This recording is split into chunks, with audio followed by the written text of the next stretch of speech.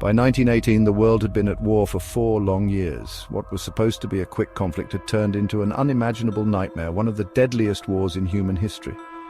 Millions of soldiers were dead.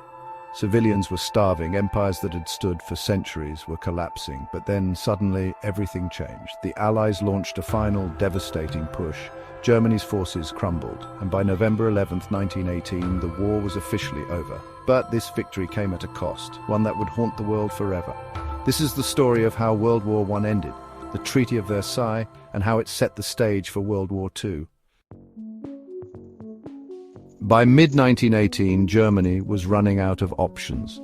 The war had drained the nation of resources, manpower, and morale.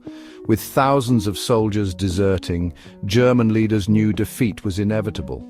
By November 1918, Germany wasn't just losing the war, it was collapsing from the inside. On November 9, 1918, Kaiser Wilhelm II abdicated the throne and fled to the Netherlands. Germany declared itself a republic, but its new leaders had no choice but to surrender. At 5 a.m., German and Allied representatives met in a train carriage in the Compiègne forest, France. Germany agreed to stop fighting immediately, but they weren't given a say in the peace terms. At exactly 11 a.m., the war officially ended. People cheered in the streets, believing this was the war to end all. After the war, the victors gathered to decide Germany's fate.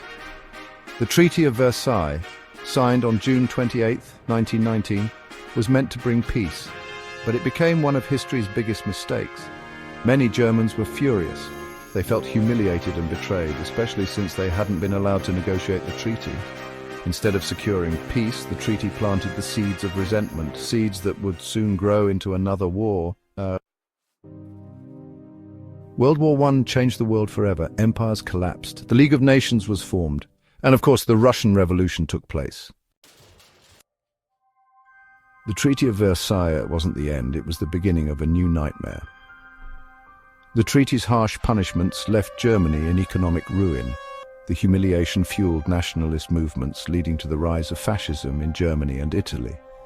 By the 1930s, Hitler rejected the treaty, rebuilt Germany's army, and began expanding its territory. World War I was meant to be the war to end all wars. Instead, it set the stage for an even greater conflict. The Treaty of Versailles, instead of securing peace, created anger, division, and the conditions for another war. Would World War II have happened if the treaty had been different? That remains one of history's greatest what-ifs. If you found this video interesting, don't forget to like, subscribe, and hit the notification bell for more history content.